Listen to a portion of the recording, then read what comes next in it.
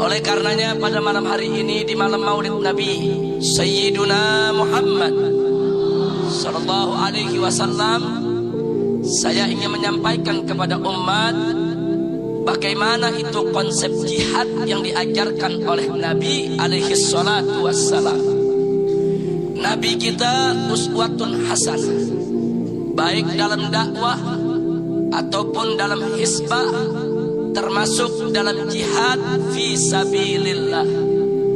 Jadi siapa ingin berdakwah wajib contoh Nabi. Siapa ingin berhisbah, yaitu amar ma'ruf nahi munkar, juga wajib contoh Nabi. Dan siapa ingin berjihad di jalan Allah, juga wajib untuk mencontoh Nabi.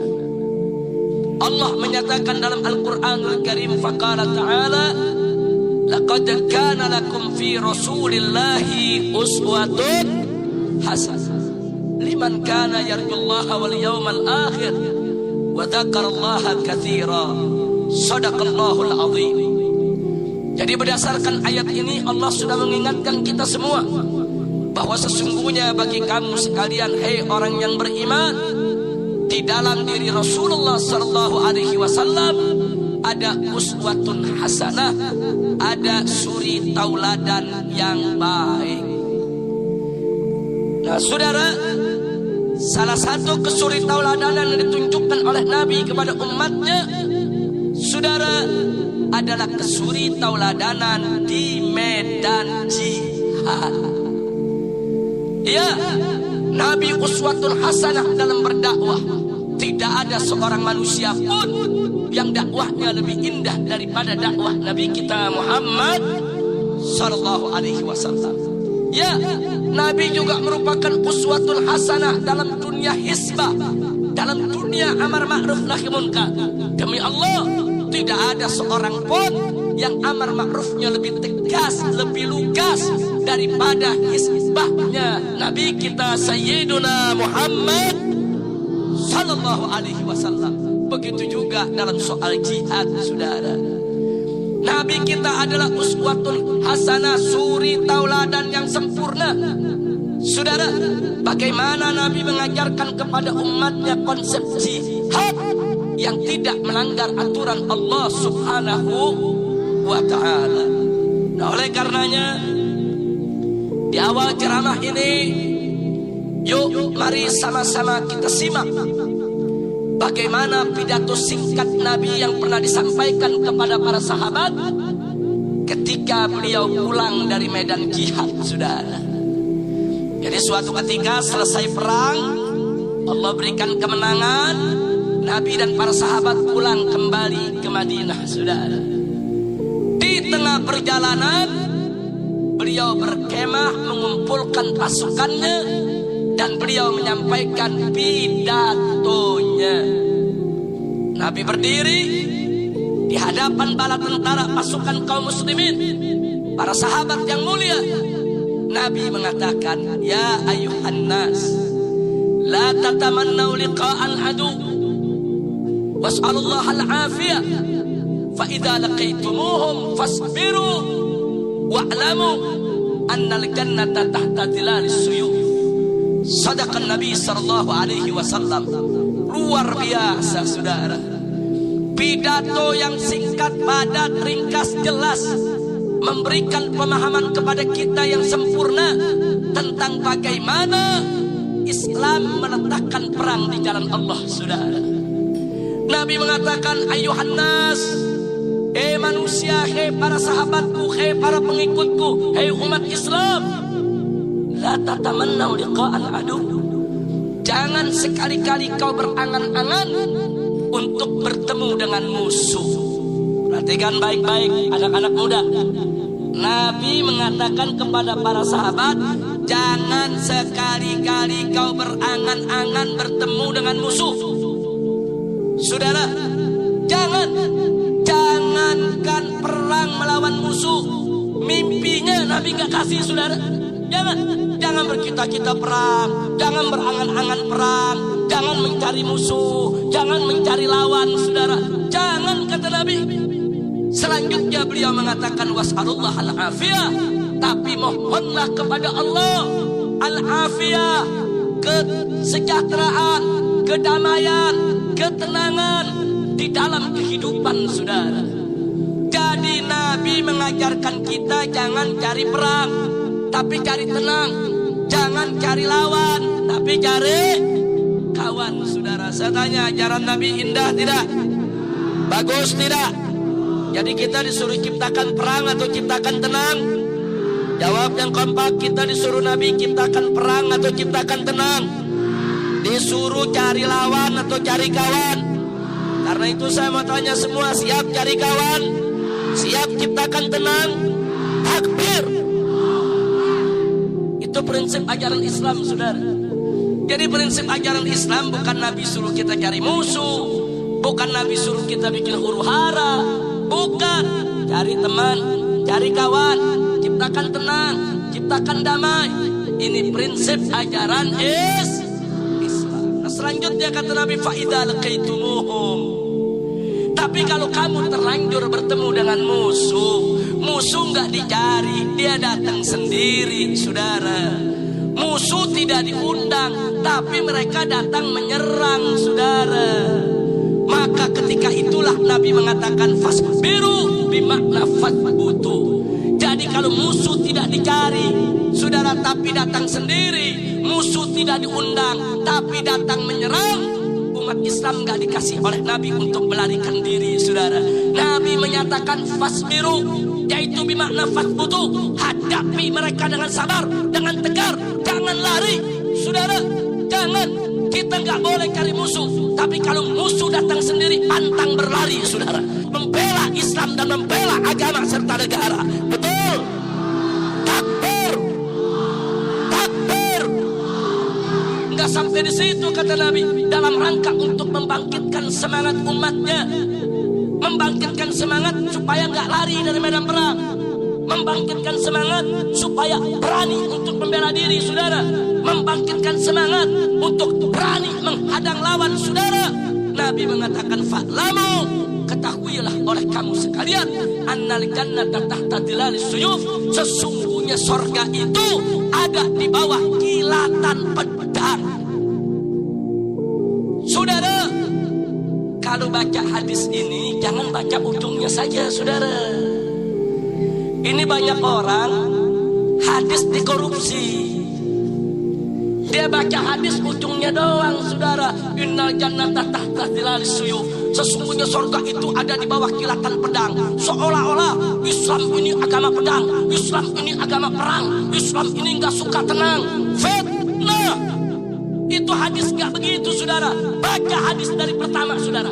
Bagaimana Nabi mendorong umatnya untuk menciptakan tenang, untuk mencari kawan, menciptakan kedamaian hidup, bukan menciptakan kerusuhan saudara.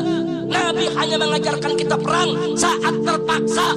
Musuh datang menyerang, musuh datang sendiri, kita wajib untuk bela diri, pantang berlari saudara. Disitulah Nabi menjanjikan saudara, siapa yang tidak lari dari medan perang, siapa yang tetap saudara tampil ke depan membela agama, membela akidah, membela diri daripada serangan musuh, surga menanti dia di bawah kilatan pedangnya saudara.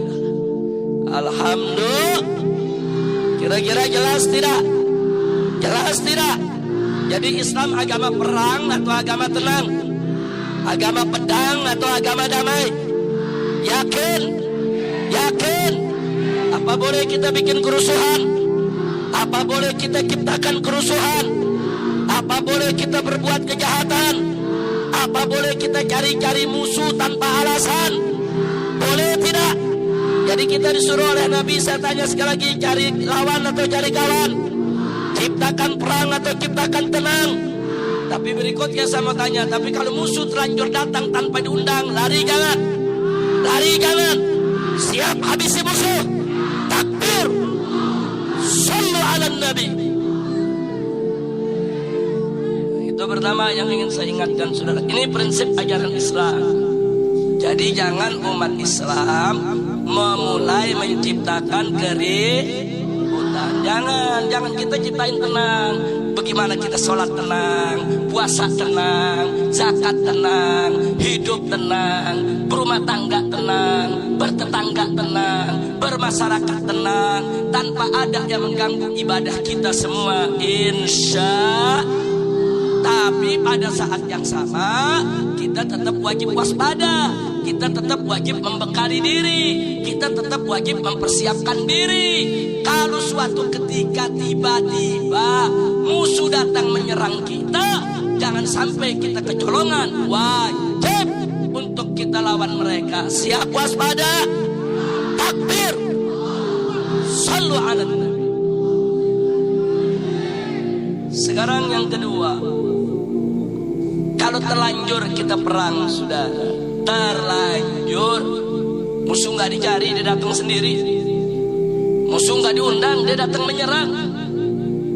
Maka apa adab yang diajarkan oleh Nabi alaihi salatu wassalam?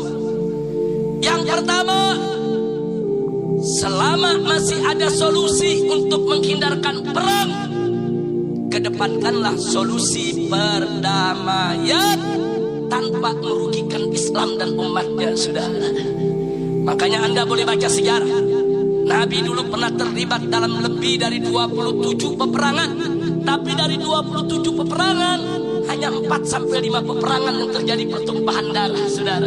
Sisanya diselesaikan oleh Nabi tanpa pertumpahan darah. Subhanallah.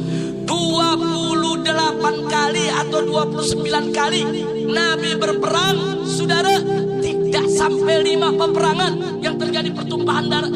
Sisanya tidak ada pertumpahan darah. Ada yang diselesaikan oleh Nabi dengan perdamaian, ada yang diselesaikan oleh Nabi, saudara, yaitu dengan musyawarah. Ada yang diselesaikan oleh Nabi dengan dialog. Ada yang diselesaikan oleh Nabi hanya dengan menakut-nakuti lawan, saudara. Macam-macam cara Nabi bagaimana menghindarkan pertumpahan darah. Yang terjadi pertumpahan darah antara lain perang Badar, perang Uhud, adapun perang Khandaq hanya segelintir saja yang terluka dan mati, saudara. Sisanya Nabi bisa selesaikan dengan perang Siwar, saudara, dengan perang psikologis, sampai akhirnya musuh yang sudah mengepung Madinah bubar, tidak berhasil menaklukkan Nabi dan umatnya. Alhamdulillah. Kira-kira jelas tidak? Nah, yang kedua, saudara, kalaupun pertempuran itu sudah terjadi, saudara, satu, dia disebut jihad kalau tujuannya li'la kalimatillah. Disebut jihad kalau memang niatnya untuk meninggikan agama Allah. Tapi kalau tujuannya untuk popularitas, kalau tujuannya hanya untuk politik semata, kalau tujuannya hanya ingin menciptakan ketakutan yang masif meluas di mana-mana, kalau tujuannya hanya untuk dunia, bukan jihad. Jihad syarat yang pertama, saudara, wajib ditujukan li'la kalimatillah, untuk meninggikan kalimat Allah. Kira-kira jelas tidak? Yang kedua, saudara, jihad tidak boleh melanggar aturan syariat, saudara. Artinya apa? Jihad itu nggak boleh sembarangan main bunuh orang. Jihad itu nggak boleh sembarangan merusak dan menghancurkan, saudara, sesuatu, nggak boleh. Makanya dulu Nabi, saudara, mendidik para sahabatnya.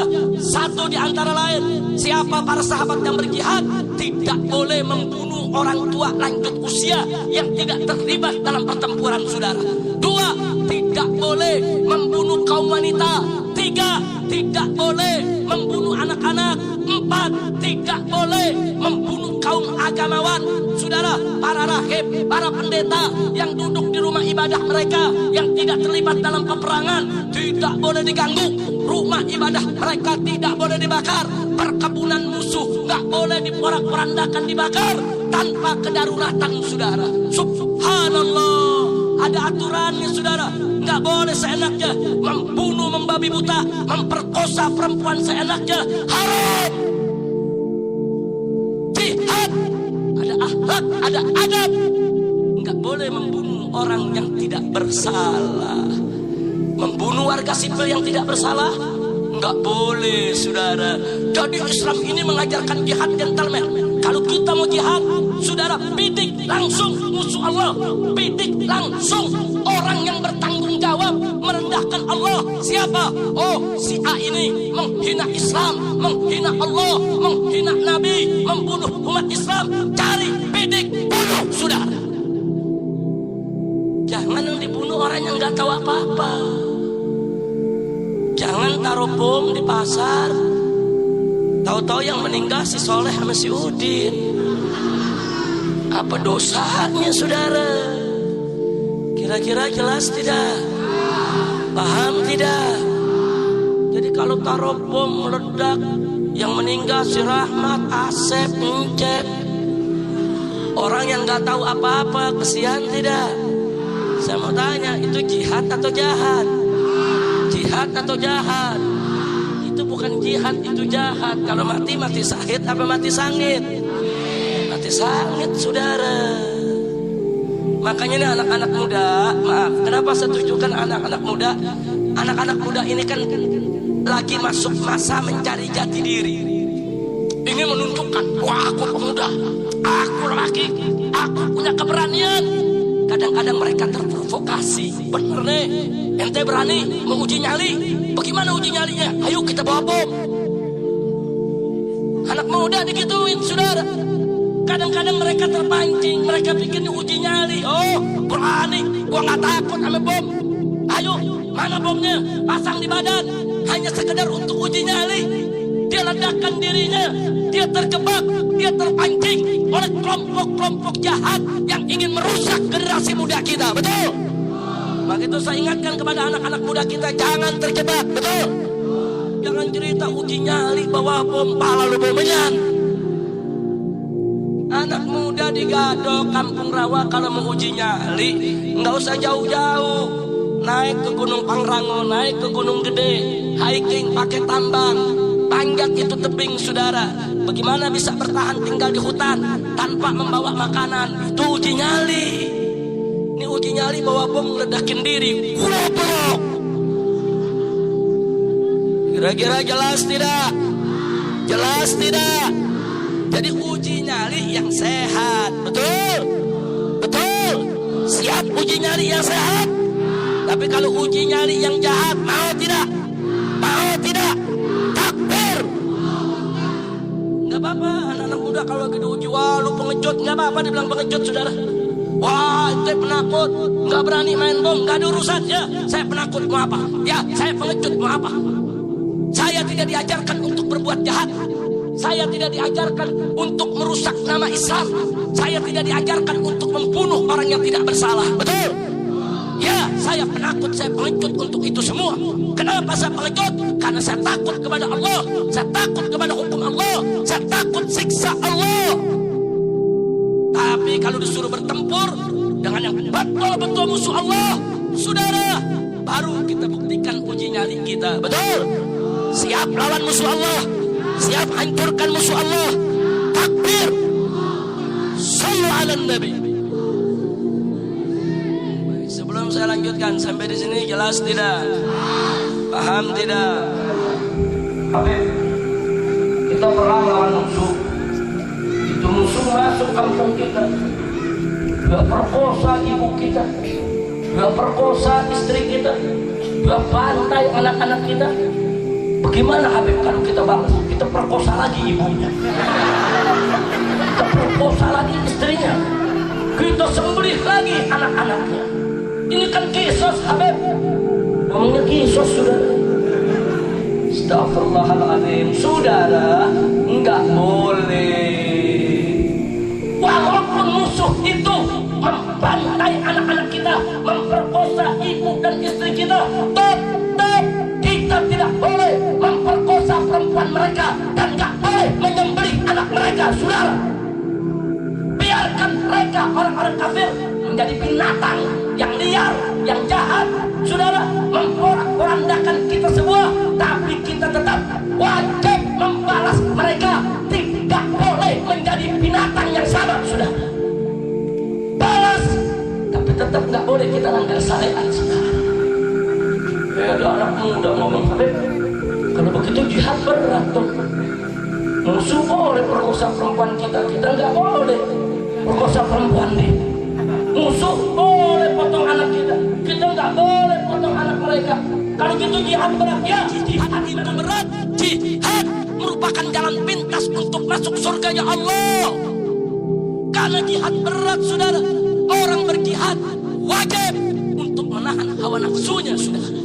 Pantas dulu Nabi mengajarkan kepada para sahabatnya sebelum berjihad, saudara, untuk mengendalikan hawa nafsunya. Bahkan Nabi mengatakan jihad melawan hawa nafsu, saudara, lebih besar daripada jihad perang untuk mengorbankan nyawa, saudara.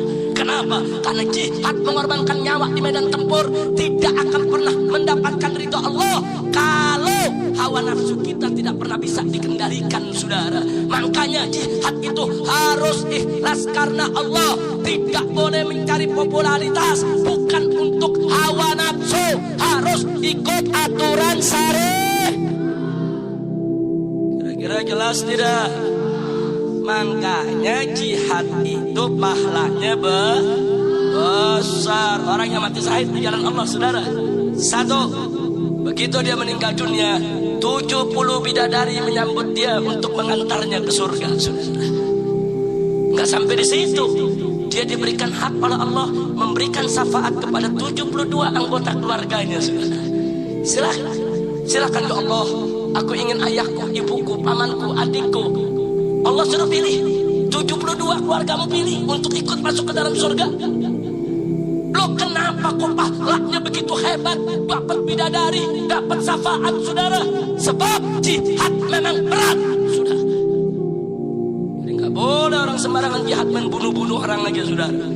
Jadi yang dibunuh harus jelas. Yang dibunuh tuh mesti jelas. Yang dibunuh tuh mesti musuh. Yang dibunuh tuh betul-betul musuh Islam.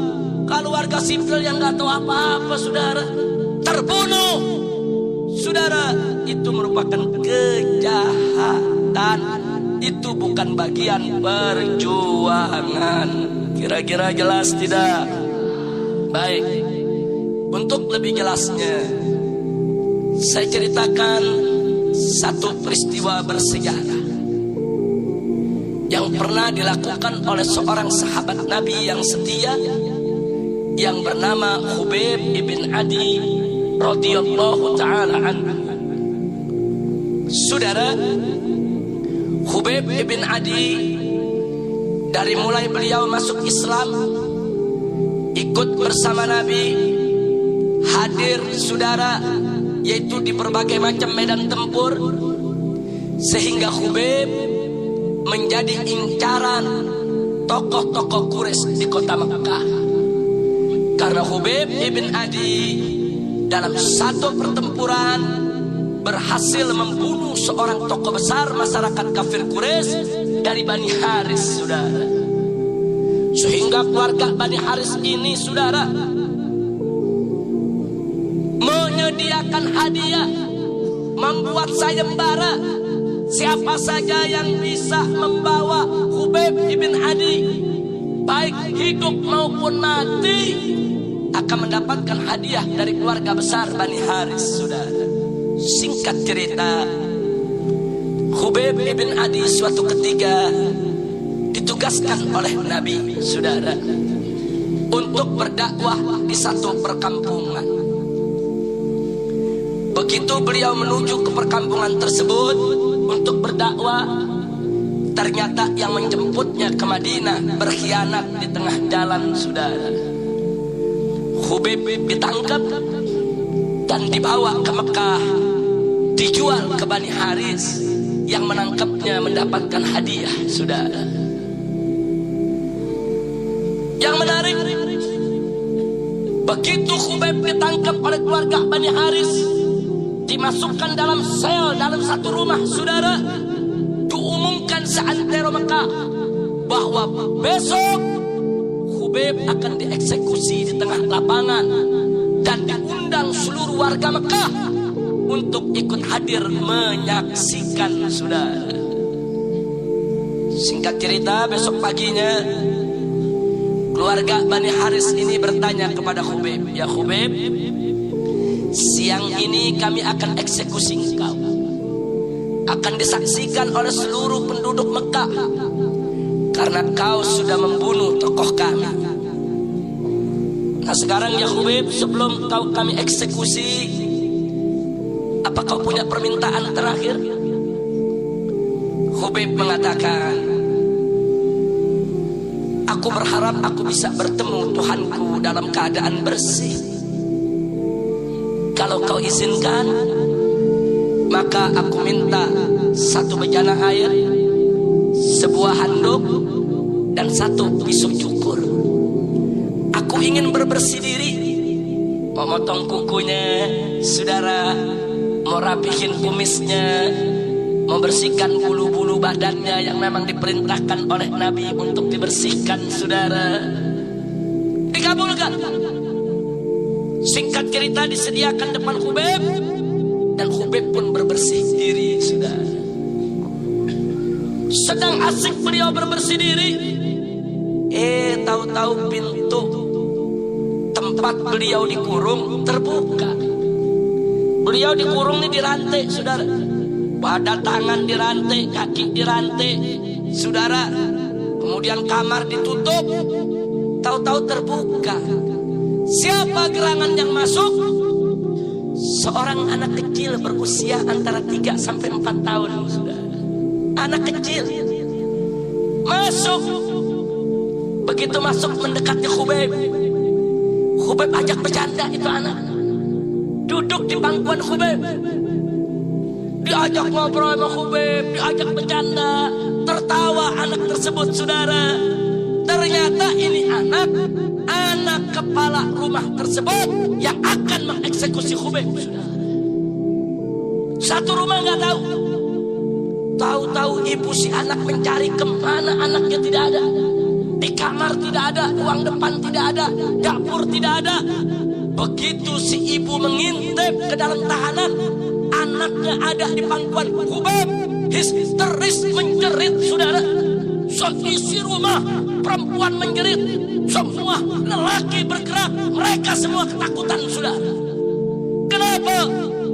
Di tangan Hubeb ada pisau cukur, di pangkuan Hubeb ada anak mereka, saudara. Yang ada di benak orang-orang kafir ini, saudara, Hubeb akan menyandera anak mereka untuk kebebasannya. Dengan mudah kalau Hubeb ingin menyandera, saudara, Hubeb bisa pegang itu anak sedang di pangkuannya, pisau cukur ada di tangannya. Hubeb bisa memerintahkan, buka rantaiku, siapkan kuda, siapkan perbekalan, jangan ada yang mengikuti. Aku naik ke kuda, anak ini aku bawa. Coba-coba kalian bergerak, ini anak aku sembelih, ini anak aku bunuh. Nanti kalau aku sudah jauh, anak itu akan aku tinggalkan di tengah jalan. Silakan kalian ambil kembali itu anak. Saya mau tanya, kalau Hubeb mau begitu bisa tidak? Bisa tidak? Bisa tidak? Yang ada di benak keluarga tersebutnya seperti itu, saudara. Hubeb nyawa tinggal di ujung tanduk, sebentar lagi akan dieksekusi, akan dibunuh, saudara.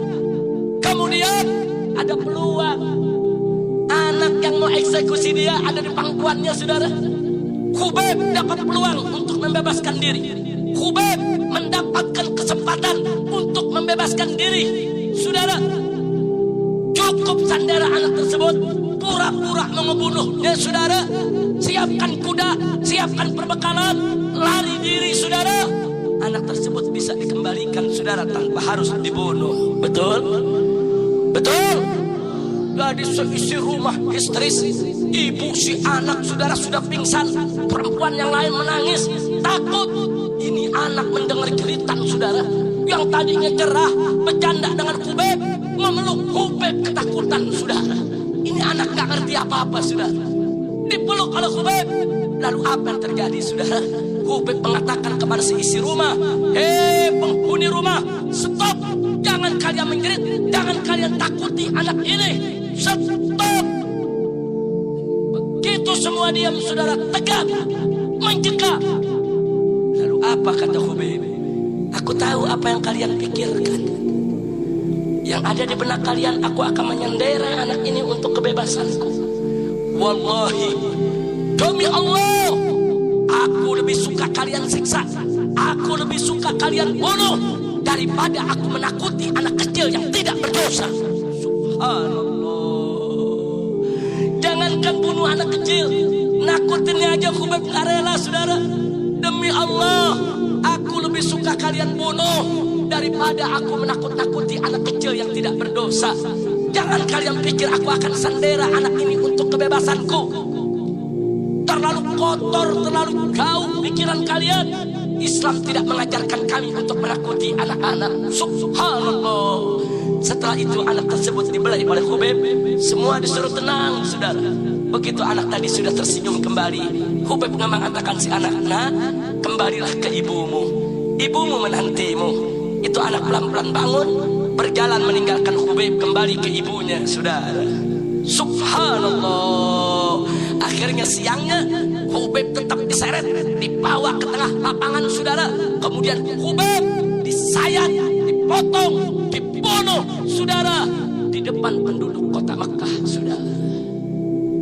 Nah, jadi saya tanya sekarang, kita lihat, saudara, Khubayb. Saya mau tanya semua yang ada di sini, Khubayb penakut atau pemberani?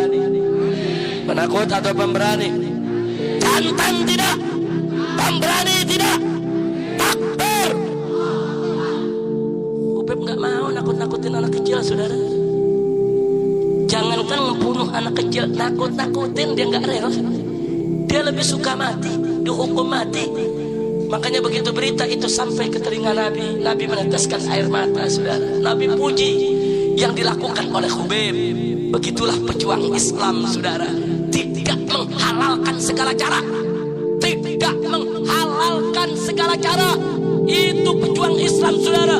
Kalau memang sudah harus mati, dia siap untuk menerima kematian tanpa harus merusak ajaran Islam, tanpa harus melanggar syariat Islam, tanpa harus, saudara, menghalalkan segala cara hanya untuk menyelamatkan pribadinya saja, saudara. Begitu saya mau tanya, saudara, Islam yang diajarkan kepada Khubayb bagus tidak? Indah tidak? Bagus tidak? Indah tidak? Takbir.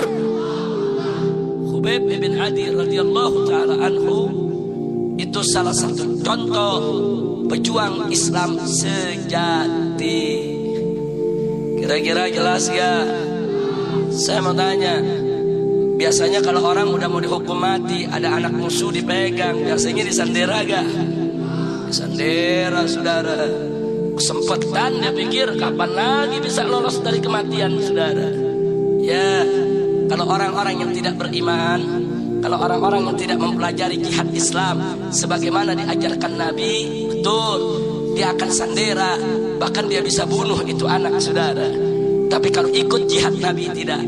Sekali lagi tidak, jaga anak-anak, jangan ganggu perempuan, jangan ganggu orang-orang tua yang lanjut usia, jangan ganggu orang-orang yang cacat, yang tidak berdaya, saudara. Jangan ganggu warga sipil. Islam mengajarkan para mujahidnya untuk bersikap jantan, gentleman, kesatria, perwira, pahlawan, bukan menghalalkan segala cara sebagai pengikut, saudara. Kira-kira jelas tidak? Jelas tidak? Alhamdulillah. Karena itu saya mengajak anak-anak muda, kalau memang Anda punya keberanian mau berjihad, mau pasang bom di badan, bukan gak boleh, boleh. Tapi satu, niatnya mesti benar dulu. Dua, medan perangnya juga mesti benar dulu, saudara. Ini Indonesia ini bukan Darul Haram, ini Darus Silmi, saudara. Ini bukan medan perang, ini negeri dalam keadaan damai, saudara. Gak boleh sembarangan kita ngebom kanan, ngebom kiri, saudara. Nah, jadi kalau Anda pengen pasang bom di badan, boleh. Nanti kami siapkan jalannya. Ada jalannya, saudara. Ada. Nanti kita siapkan jalannya. Dari Indonesia kita berangkat dulu ke Palestina. Nanti di Palestina, saudara, kita ajarkan bagaimana cara bertempurnya. Kemudian pakai itu bomnya di badan, masuk ke markas militer Israel. Silakan ledakan diri. Betul? Saya mau tanya, kalau itu yang kita lakukan, sasarannya tepat tidak? Sasarannya tepat tidak? Bagus tidak? Takbir. Itu yang dilakukan oleh seorang anak gadis Palestina di tahun 80-an, masih berusia 17 tahun, saudara. Apa yang dilakukan? anak gadis ini masih 16 tahun masuk 17 tahun. Saudara, dia bawa satu truk. Itu dalam truk isinya saudara amunisi, isinya bom saudara, TNT. Anak gadis ini masuk terus saudara di Lebanon Selatan saudara. Terus dia masuk ke markas militer Israel dan Amerika, marinir Amerika saudara. Begitu masuk di penjagaan, dia terobos saudara sampai di tengah markas, dia ledakan dia punya diri dengan seluruh bom yang dibawa dalam satu truk itu saudara.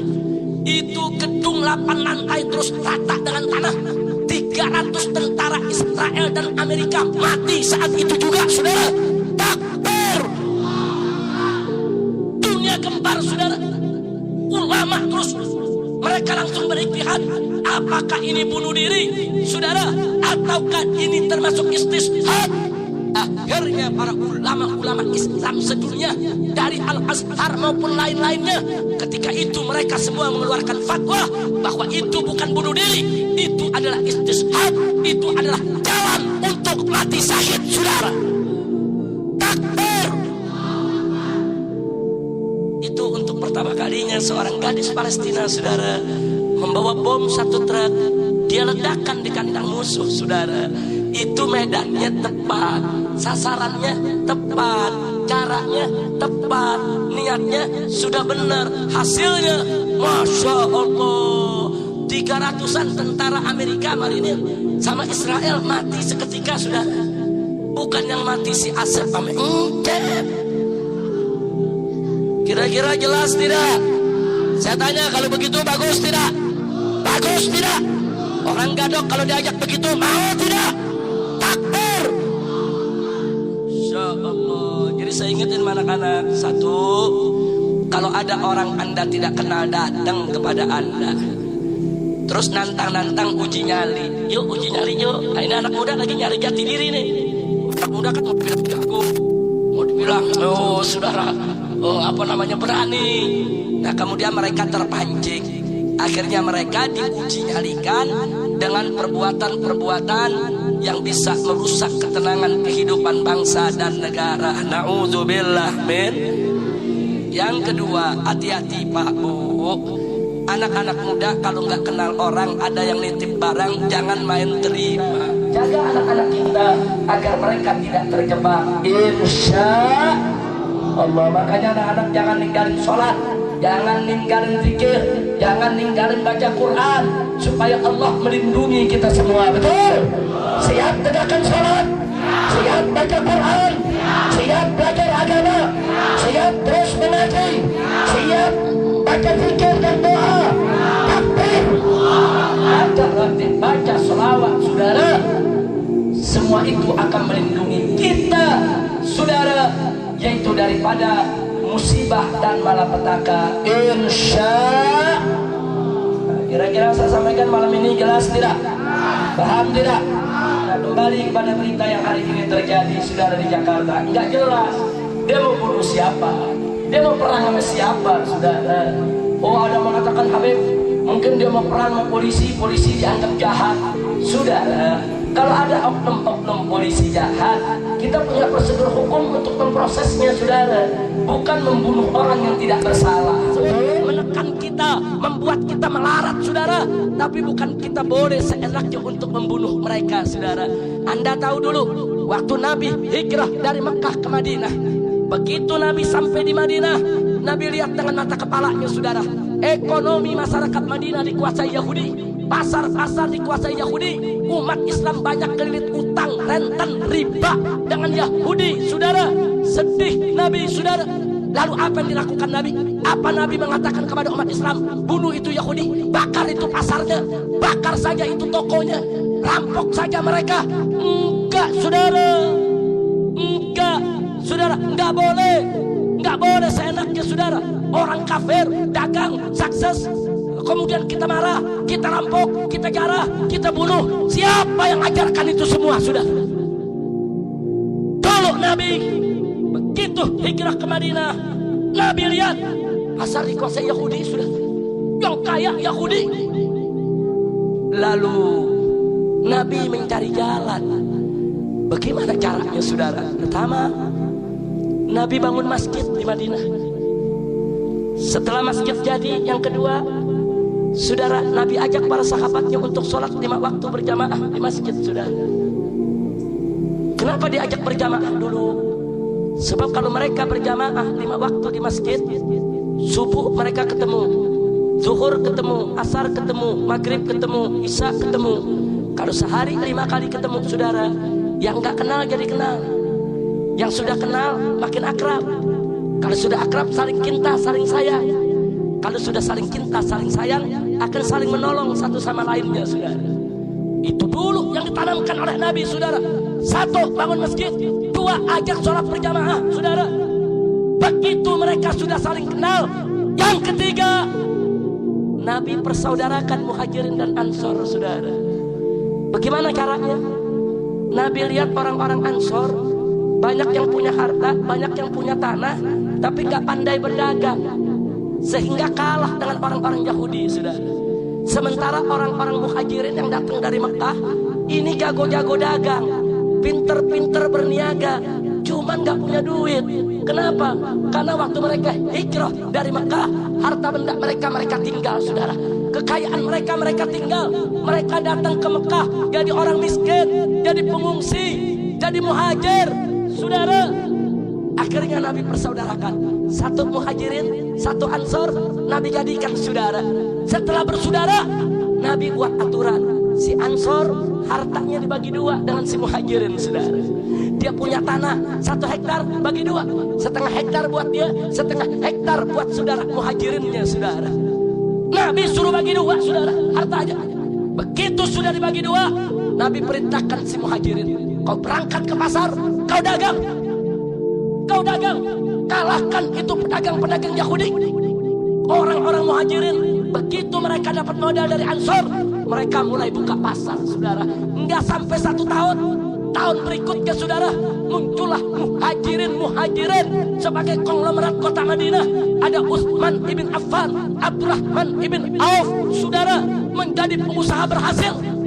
Begitu mereka sudah berhasil kaya, saudara, Nabi kasih aturan, gak boleh ada riba, gak boleh ada tipu menipu. Kalau ada orang-orang Islam yang membutuhkan pertolongan, jangan minjem ke Yahudi karena ada ribanya, tapi minjem kepada umat Islam tanpa riba. Akhirnya umat Islam sedikit demi sedikit mulai meninggalkan pasar Yahudi, saudara. Mereka hanya belanja kepada pasar Islam. Mereka nggak belanja ke orang kafir lagi, tapi mereka lebih mengutamakan belanja kepada orang Islam. Akhirnya masuk tahun kedua, saudara, pasar Yahudi gulung tikar. Masya Allah, saya tanya, kalau gitu Nabi cerdas tidak?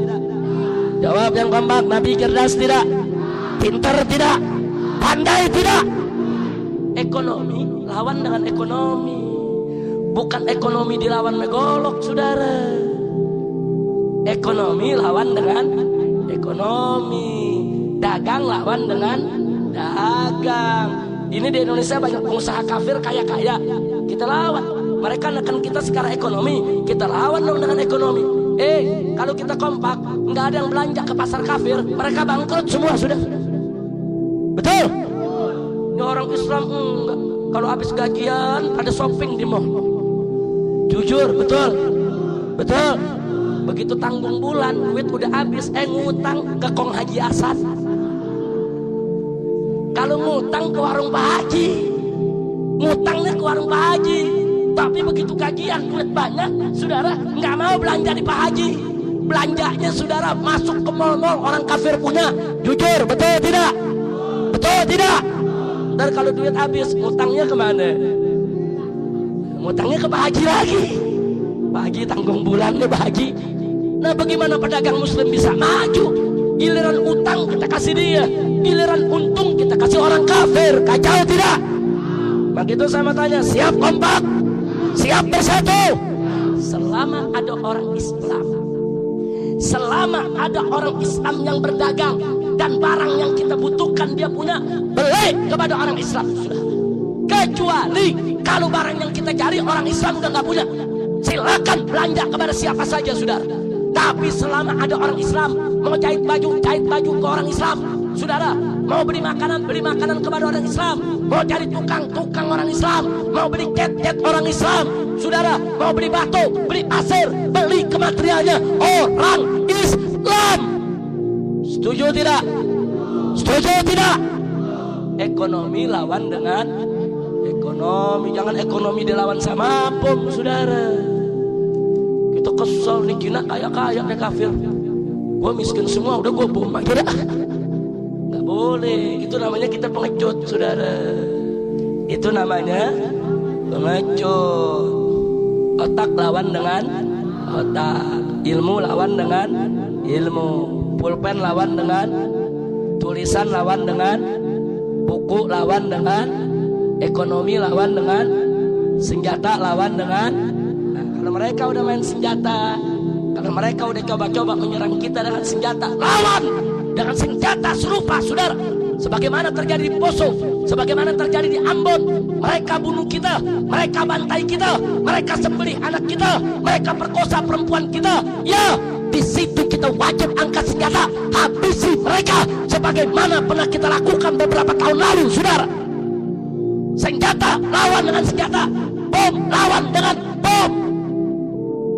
Tapi kalau soal tekanan ekonomi, lawan dengan ekonomi, politik lawan dengan politik, saudara. Kira-kira jelas tidak? Jelas tidak? Paham tidak? Alhamdulillah. Nah, karena itu kejadian hari ini di Jakarta nggak jelas, saudara. Siapa yang mereka tuju? Apa maunya? Apa betul mereka cari ridho Allah?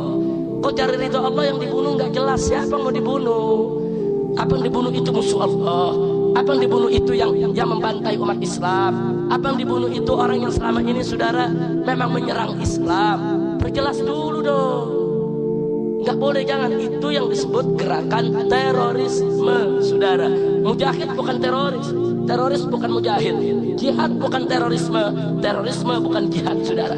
Jihad ada rukun, ada syarat, ada adab, ada akhlak yang tidak boleh kita langgar, saudara. Kira-kira jelas tidak? Saya kasih contoh, saudara. Waktu kita dulu perang di Poso, itu Poso 4 kali dibantai oleh orang kafir. Poso ini, saudara, umat Islam cuma 20%, sementara Kristen ada 80%. Tahu-tahu di tahun 98 mereka serang perkampungan kita, mereka bunuh orang satu kampung, saudara. Begitu juga di tahun 99, 2000 dan 2001. Bahkan ada pondok pesantren Wali Songo, mereka serbu. Kiainya, santrinya mereka masukkan ke masjid pesantren, mereka tutup, mereka bakar hidup-hidup di dalam masjid, saudara. Sementara santri-santri perempuan yang melarikan diri mereka kejar, yang ketangkep mereka perkosa, dan mayatnya mereka masukkan ke dalam sumur dan mereka bakar di sumur, saudara. Kita masih punya saksi-saksi hidup, santri-santri yang menyeburkan dirinya ke sungai, hanyut oleh sungai. Ada beberapa yang selamat menjadi saksi hidup, saudara. Dahsyat dibunuh, saudara. Tidak kurang dari 3.000 orang Islam dibantai di Poso. Kita percaya kepada tentara, kita percaya kepada polisi, silakan selesaikan. Ternyata tentara dan polisi nggak mampu, saudara. Enggak, laskar Kristus bergentayangan, mereka pakai senjata otomatis, saudara.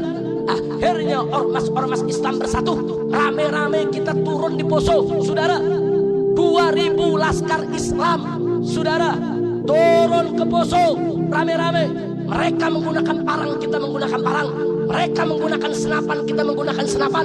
Mereka punya AK-47, kita juga punya AK-47, saudara. Mereka punya granat, kita juga punya granat. Bertempur 7 hari 7 malam di kota Poso, saudara. Dan alhamdulillah Allah memberikan kemenangan kepada umat Islam, saudara. Takbir. Yang ingin saya sampaikan, saudara, ini orang-orang kafir namanya Laskar Kristus. Kalau mereka udah masuk ke perkampungan Islam, mereka nggak peduli. Yang anak-anak mereka bunuh, mereka sembelih. Yang perempuan mereka bunuh. Beda dengan mujahidin, saudara. Ketika kita masuk ke Poso, kita serbu kota-kota mereka, saudara. Ada kota Betileme dan lain sebagainya, saudara. Kita suruh keluar dulu perempuan mereka. Begitu kota kita kepung, keluarkan perempuan mereka, silakan. Perempuan mau meninggalkan kota, silakan. Anak-anak meninggalkan kota, silakan. Orang tua meninggalkan kotak silakan. Tapi yang muda, yang megang senjata, yang memperkosa perempuan kita, yang membakar pesantren kita tantang duel untuk perang, saudara. Anak-anak berbondong-bondong keluar, perempuan berbondong-bondong keluar, nggak ada yang diganggu, saudara. Begitu sudah keluar dari kota Poso, baru saudara pertempuran dimulai. Tembak menembak, bunuh membunuh, saudara. Sampai akhirnya Laskar Kristus banyak yang mati, saudara. Lari ke pegunungan, lari ke kota Tentena, minta perlindungan Amerika. Dan belakangan akhirnya mereka minta damai, saudara. Nah, beginilah cara mereka nih. Kalau mereka udah ke pojok, mereka minta damai, saudara. Supaya kita mau berdamai dengan mereka, mereka minta bantuan Amerika, bantuan Inggris, bantuan pemerintah, saudara. Dan ujung-ujungnya setelah selesai damai, kita semua disebut teroris, saudara. Semua yang berjuang di Poso disebut teroris, saudara. Kurang ajar, saudara. Saat mereka bantai saudara kita, 3.000 orang mati, nggak disebut teroris. Saat umat Islam di Ambon lagi hari raya Idul Fitri, baru bubar sholat, dibantai dalam satu hari 2.000 orang mati, saudara. Nggak disebut teroris. Begitu kita bangkit, kita lawan, kita balas, kita disebut teroris. Kurang ajar. Insya Allah, kira-kira jelas tidak? Jelas tidak? Nah, kalau soal di Poso ada sempalan yang sampai hari ini masih terus merongrong pemerintah, itu bukan kelompok kami, saudara. Pemerintah mau kejar silakan. Kelompok kami sudah tenang, Poso sudah aman. Setiap 1 kilometer kami membangun posko-posko umat Islam untuk menjaga jangan sampai umat Islam dibantai kembali, saudara. Nah, jadi jangan suka disebut Poso itu tempat teroris. Tunggu dulu.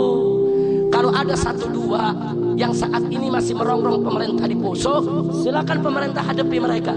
Tapi kelompok kami dari FPI, dari Al-Khairat, dari berbagai macam kesatuan laskar, saudara, kita sudah meletakkan senjata. Kita sudah tidak perang lagi di Poso, saudara. Tapi kita tetap jaga, kita tetap waspada. Jangan sampai umat Islam di sana dibantai lagi oleh mereka. Kira-kira jelas tidak? Jadi saya mau tanya, ekonomi dilawan dengan apa? Buku dilawan dengan apa? Mulut dilawan dengan apa? Senjata dilawan dengan apa? Takbir. Kira-kira yang saya sampaikan malam ini jelas tidak? Ini anak-anak muda nih semua nih, saya mau tanya semua, mau dijebak tidak? Mau dibohongin tidak? Mau dijebak tidak? Mau dirayu-rayu buat ngebom tidak? Jadi kalau Anda betul-betul mau perang, ada medannya, saudara. Anda mau ke Syria, ada jalannya. Anda mau ke Moro, ada jalannya. Anda mau ke Thailand, ada jalannya. Anda mau ke Palestina, juga ada jalannya, saudara. Jadi kalau betul Anda mau perang, siapkan diri Anda betul-betul terjun di medan perang yang benar. Jangan saudara giliran Ambon lagi bergejolak, Anda tidak ikut terjun. Di Poso lagi perang, Anda nggak ikut. Begitu udah tenang, saudara, ngeledakin kantor, ngeledakin pasar, ngeledakin pos, apa? Kira-kira jelas tidak? Begitu saya mau tanya, kerjaan-kerjaan begitu ngawur tidak? Ngawur tidak? Nah, begitu saya mau himbau nih semua yang ada, siap jaga keamanan, siap jaga kedamaian, siap waspada, siap jaga diri, siap jaga jangan sampai terjebak. Takbir. Tapi kalau suatu ketika ada panggilan jihad karena umat Islam diserang, siap jihad, siap jihad, siap lawan musuh Allah, siap habisi mereka. Takbir. Kalau suatu ketika tentara Amerika masuk Indonesia, tentara Inggris masuk Indonesia, mau coba-coba menjajah Indonesia dengan senjata, siap lawan mereka, siap bom mereka, siap hancurkan mereka. Kalau mereka coba-coba datang ke Indonesia untuk menjajah kita, lawan, saudara. Di mana ada tentara Amerika di jalan, culik, potong, culik, potong. Jangan kasih mereka kesempatan untuk menjajah kita, betul? Takbir. Kalau Amerika datang besok kemari mau jajah, kita angkat senjata, saudara. Saya akan ajak Anda untuk angkat senjata, dan saya juga akan angkat senjata, saudara. Jangan coba-coba Amerika, jangan coba-coba Australia untuk datang ke Indonesia untuk mengobok-obok kita, memecah belah negara kita. Mereka mau pecah negeri kita menjadi 7 negara, saudara, supaya Sumatera negara sendiri, Jawa negara sendiri, Kalimantan negara sendiri, Sulawesi negara sendiri, Maluku negara sendiri, Irian negara sendiri. ahli negara sendiri, kurang ajar. Mereka mau obok-obok kita punya negeri, saudara. Maka itu, hei anak-anak muda, jangan sia-siakan nyawamu. Jangan sembarangan ngebom yang tidak ada tujuan. Jangan sembarangan bahayakan kau punya nyawa, yang nanti akhirnya bukan mati sakit tapi mati sangit. Betul? Kalau betul kau cinta Allah, cinta Rasul, cinta agama, siapkan mentalmu dari sekarang. Siapkan. Kalau besok sampai Amerika datang, Australia datang, negara-negara kafir datang, atau kalau sampai PKI bangkit kembali untuk bunuh ulama, bunuh kiai, bantai santri, bangkit, angkat senjata, habisi mereka semua, saudara. Takbir. Siap jihad, siap perang, siap hancurkan musuh Allah, siap hancurkan musuh negara. Takbir. Alhamdulillah. Kira-kira jelas tidak? Jelas tidak? Nah, ini sengaja saya sampaikan, saudara. Tolong dari sekarang, Indonesia mumpung lagi tenang, lagi damai, belajar agama yang betul. Sebab dulu waktu di Medan Ambon dan Medan Poso, saya kesian kepada laskar-laskar yang ikut perang, saudara. Mereka nggak tahu hukum, nggak tahu. Nah, karena mereka nggak tahu hukum, akhirnya mereka kadang-kadang salah bunuh orang, saudara. Nah, ini berbahaya. Nah, kalau kita tahu hukum, kita nggak bakal salah bunuh orang, saudara. Oh, ini boleh dibunuh, ini nggak boleh dibunuh. Oh, ini boleh dihancurkan, ini nggak boleh dihancurkan, saudara. Nah, ini yang saya mau sampaikan. Apalagi di masyarakat kita, sudah Ambon itu saudara kita, Muslim di sana banyak, saudara. Poso itu saudara kita, Muslim di sana banyak. Kalau ada panggilan jihad, kita bergerak, kita berangkat. Kalau besok Irian coba-coba memerdekakan diri, terus tentara Amerika turun ke Irian, Australia turun ke Irian, mereka mau ambil, kita mobilisasi masa sebanyak-banyaknya, saudara. Mujahidin rame-rame kita berangkat ke Irian untuk mempertahankan tanah wilayah negara kesatuan Republik Indonesia. Siap tidak? Siap bela agama, siap bela negara. Takbir. Dulu mereka main di Ambon, mereka gagal. Mereka mau main di Poso, mereka gagal. Dan mereka main di Timur-Timur, mereka berhasil, saudara. Kini mereka mau coba-coba main di Irian, saudara. Maka itu sekali lagi dan sekali lagi, sebelum saya akhiri ceramah ini, saya ingatkan kepada anak-anak muda, jangan terjebak, jangan tergoda, jangan sembarangan direkrut oleh orang-orang yang tidak bertanggung jawab untuk menghancurkan kita punya negeri. Setuju? Setuju? Jadi yang jelas-jelas saja, saudara. Mudah-mudahan Allah selamatkan kita semua. Amin. Ya Rabbal Alamin.